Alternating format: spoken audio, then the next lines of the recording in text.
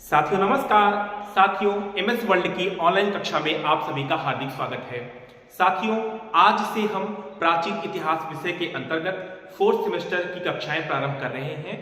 इस सेमेस्टर में जो आपका पेपर है उसका नाम है दक्षिण भारत का राजनीतिक इतिहास। साथियों आपको पता होगा कि इसके पहले मतलब थर्ड सेमेस्टर में आप लोगों ने उत्तर भारत के राजनीतिक इतिहास को पढ़ा था और इस सेमेस्टर में हम लोग दक्षिण भारत के राजनीतिक इतिहास के विषय में अध्ययन करेंगे।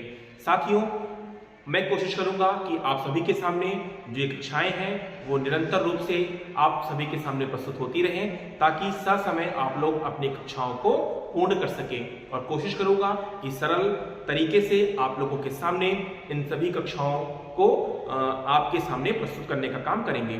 तो आइए हम देखते हैं दक्षिण भारत के राजनीतिक इतिहास को। साथियों सबसे पहले अगर हम कुछ भी पढ़ने चलते हैं तो जानते हैं कि आखिरकार हमको पढ़ना क्या क्या है। जब हमको हमारा लक्ष्य पता होता है, हमारा उद्देश्य पता होता है, तभी हम क्या होते हैं उस काम को अच्छे तरीके से कर पाते हैं। तो वैसे ही क्या होता है कि हर विषय को पढ़ने के लिए एक पाठ्यक्रम दिया होता है। तो सबसे पहले हम किसी विषय का अध्ययन करने से पहले पाठ्यक्रम का अध्ययन करते हैं, पाठ्यक्रम को जानने का प्रयास करते हैं। तो चलिए देखते हैं दक्षिण भारत के राजनीतिक इतिहास के इस सेमेस्टर में आपको आखिरकार पढ़ना क्या क्या है। तो हमारे पेपर का जो नाम है वो क्या है, दक्षिण भारत का राजनीतिक इतिहास। क्या है,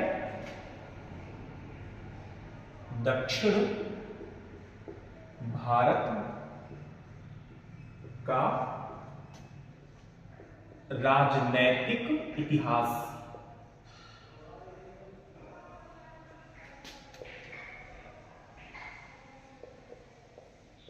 साथियों आप सब कोशिश करिएगा कि मेरे साथ ही साथ आप लोग भी अपने नोट्स को तैयार करते रहिएगा। जितनी चीजों को मैं लिखाता हूं उसको बाकायदे अपने नोट्स में मतलब एक नोट्स आप ले लीजिएगा और सिलेबस से स्टार्ट करते हुए जितने भी मैं टॉपिक को पढ़ाता चलूंगा उन सभी टॉपिक को सीरियल से सही क्रम से नोट करते हुए चलिएगा ताकि जब एग्जाम आपका आए तो उस टाइम आप उन टॉपिक्स को अच्छे से रिवाइज कर सकें। चलिए देखते हैं दक्षिण भारत का राजनीतिक इतिहास। देखिए अभी तक आप जो पढ़े थे उसमें उत्तर भारत का राजनीतिक इतिहास, अगर हम आपको छोटा सा मैप बना के समझाने का प्रयास करूं तो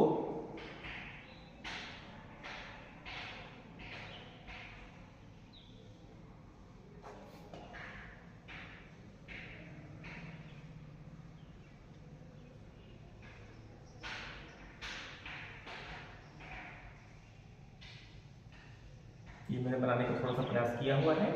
इसमें देखिए ये जो ऊपर का हिस्सा होता है यहां पर एक नदी बहती है, एक नदी बहती है एकदम बीचों बीच जिसका नाम क्या है, नर्मदा नदी।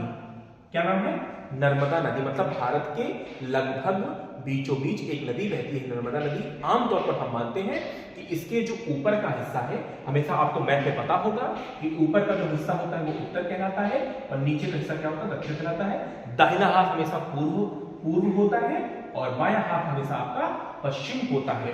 तो नर्मदा नदी के जो ऊपर का हिस्सा होगा वो उत्तर मतलब उत्तर भारत कहलाता है और इसके जो ठीक नीचे का हिस्सा होगा वो क्या कहलाता है, दक्षिण भारत कहलाता है। और इसके अलावा हम यहाँ पर एक विंध्य पर्वत की श्रृंखला है, विंध्य पर्वत की श्रृंखला है, इसको भी हम लोग मान लेते हैं क्या कि ये दक्षिण भारत और उत्तर भारत के विभाजक रेखा के रूप में काम करता है।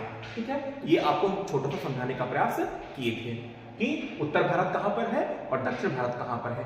जब हम इस दक्षिण भारत के वंश को पढ़ेंगे तो वहां भी हम आपको मैप पे बताने का काम करेंगे कि कहां पर किसका लोकेशन है, कहां पर कौन सा वंश स्थापित हुआ है। ठीक है, तो आज की हमारी जो कक्षा है वो किस पे है, पाठ्यक्रम परिचर्चा पर है। तो आइए देखते हैं कि इस बार हमको पढ़ना क्या क्या है। तो आप यूनिट वाइज देखेंगे कि इकाई वन में क्या दिया गया है आपका, इकाई वन में हमको पढ़ना है स्रोत के बारे में। क्या पढ़ना है, इसके स्रोत मतलब इसके स्रोत क्या क्या है, दक्षिण भारत के इतिहास जानने के आखिरकार स्रोत क्या क्या है। तो पहला यूनिट हो गया आपका स्रोत, दूसरा यूनिट हो गया आपका पल्लव वंश। क्या हो गया, पल्लव वंश। ठीक है, तीसरा आपका हो गया राष्ट्रकूट वंश, राष्ट्रकूट वंश। चौथा आपका हो गया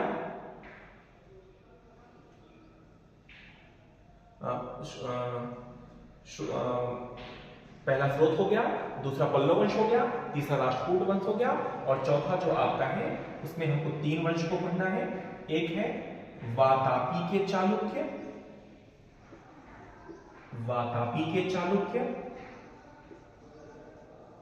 दूसरा आपको पढ़ना है वेंगी के चालुक्य, वेंगी के चालुक्य, और तीसरा आपको इसमें पढ़ना है कल्याणी के चालुक्य, कल्याणी के चालुक्य। इन 3 वंशों का अध्ययन इस चौथे यूनिट में आपको करना है। ठीक है, पांचवा आपका जो हो गया वो है चोल वंश। क्या है? चोल वंश। चोल वंश को पढ़ना है, और साथ ही साथ जो इनका स्थानीय प्रशासन था वो बहुत ही लोकप्रिय था, बहुत ही सराहनीय रहा है, इसलिए हमको यहां पर इनके स्थानीय प्रशासन को भी पढ़ना होता है। स्थानीय प्रशासन आगे हम देखते हैं, हम यहां देख लेते हैं। छठा जो है वो है आपका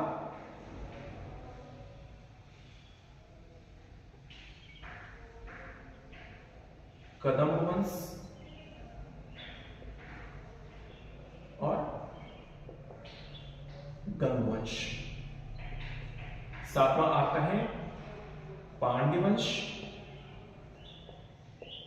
और यादव वंश, पांड्य वंश और यादव वंश। आठवां आपका है होयसल वंश